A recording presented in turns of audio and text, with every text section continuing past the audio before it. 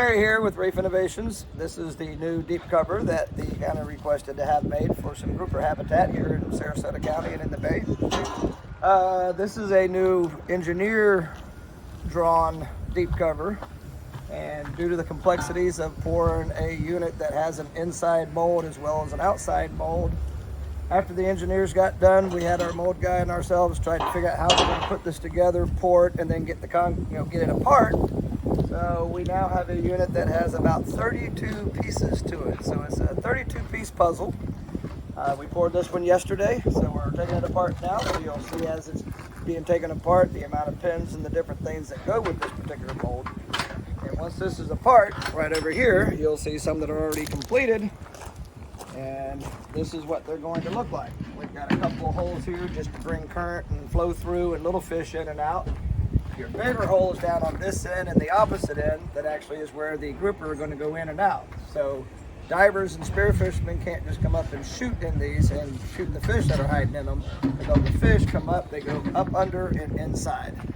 So you can see this hole under here, and there's the same one on the other side that the grouper will use. They'll hang out here under the lip as well, but when they get spooked or want to hide from something, they're going to go up inside the unit through this hole. To get the surface texture in, we usually use a sugar water so we can rinse the outside of the concrete off and give the rough texturing. But this mold is so complicated with so many parts that the sugar alone cannot allow it to release like we need. So we use a vegetable oil, so it's very safe for the environment. We don't use any petroleum type products and stuff as a mold release. We either use the vegetable oil or sugar water. So these are mostly used with the vegetable oil because it's, like I said, you can see all the different seams and pieces and parts, and it's very hard to get it apart. So we're not going to get the texture we want out of these, but there is a lot of areas that are textured, and the concrete is still a pH neutralized marine grade concrete. So stuff will still grow on it, but the main purpose of this is a place for the grouper and stuff to hide. So it's going to do that job.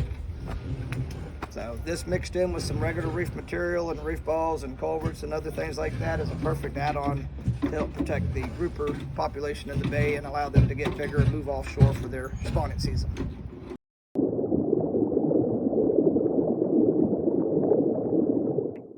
Okay, so this series highlights some of our restoration projects that we're doing with the estuary program.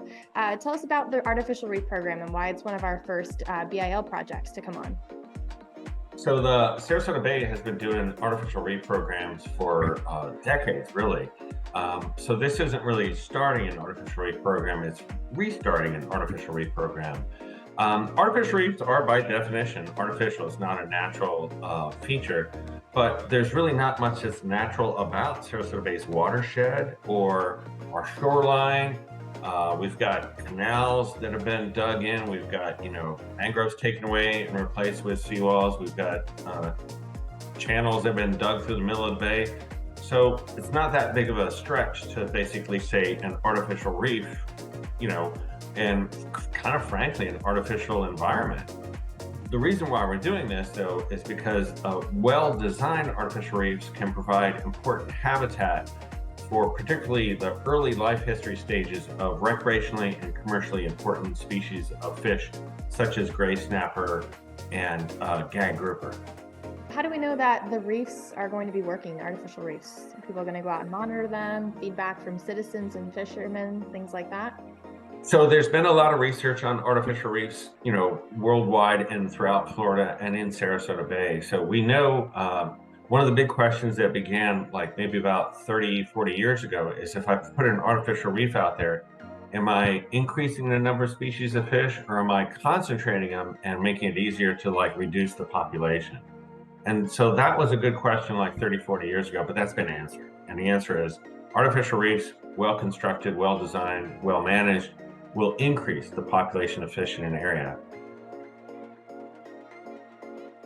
When we get donations from individuals, to go into our restoration trust fund, if you would, quite a few folks have asked us to spend it on artificial reef programs. And so we're kind of responding to the public wanting to have these types of reefs. And I think that even if we weren't increasing the amount of fisheries habitat, what it does to be able to go out onto the bay on a rough day when you might not want to go out in the Gulf of Mexico, or maybe you don't have a boat, capable of going 20 miles offshore, is it gives people the ability to, like, catch fish on a reef type of structure, which is a lot of fun. This is what a lot of people like to do for on weekends and weekdays, and I think that's entirely appropriate. People like Sarasota Bay to be healthy enough to catch fish. This helps them catch fish.